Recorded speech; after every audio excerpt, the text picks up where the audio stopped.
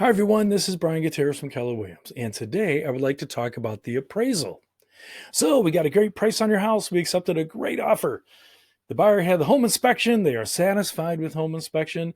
And so now the next major step in the process is the appraisal. So, how does that work? Well, lenders usually wait to order the appraisal until the buyer is, and this is a technical term, satisfied with home inspection. So the lender reaches out to an appraisal company, appraiser is chosen at random, and then they are assigned to your property, and then they come out to perform the appraisal. So what does that involve? Uh, well, first of all, to make the appointments, the appraiser will use the showing time app, which we've used for the inspection, scheduling that, and for your showings. They'll use the same app. They'll identify themselves as an appraiser, requesting, say, Monday morning at 10 a.m., right? Um, a big question people ask me is, should I not be home for the appraisal? Um, it's okay for you to be home. Technically, it's okay for you to be there. I would say that it's preferred that you're not. Some people just have a real individual process that they like to, go through on their own, uninterrupted, and just, go through the property and, make their assessment. However, we are very practical in this business too, or what we call real world. Real world says that you're probably working from home. You have kids home from school, right? And that may not be possible for you to leave. And that's totally fine.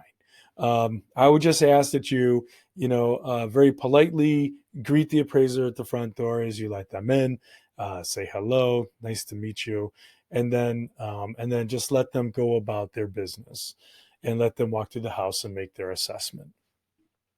Now, I also meet the appraiser outside. Um, what I like to do is, if the appointment's Monday at 10, I'll be there at 10 o'clock.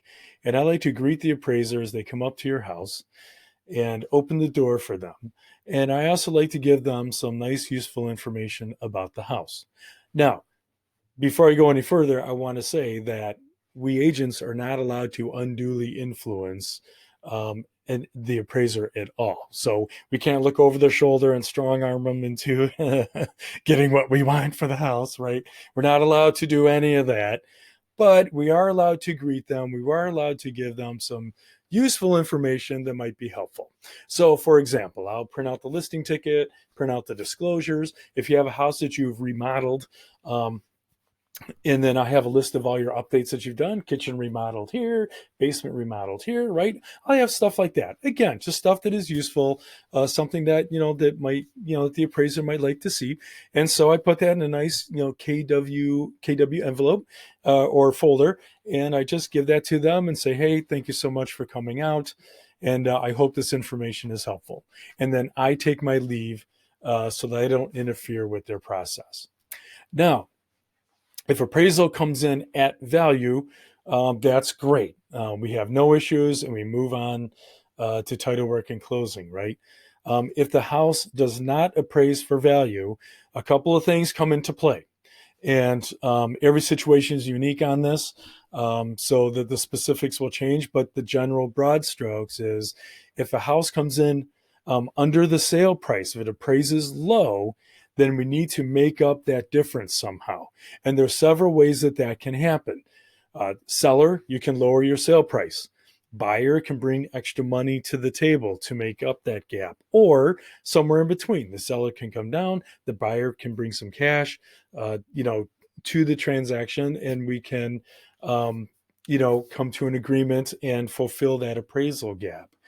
But it's always important to remember that in the end, the lender needs to approve of what we agree to, right? The lender approving the buyer. So that's a very broad stroke. Like I said, there's a lot of different nuances to that. There's a lot of different ways to negotiate that. Hopefully we've priced our home correctly and we will appraise for value, right? But if it doesn't, there is ways that we can work with that and come up with an equitable solution for everybody. Thank you.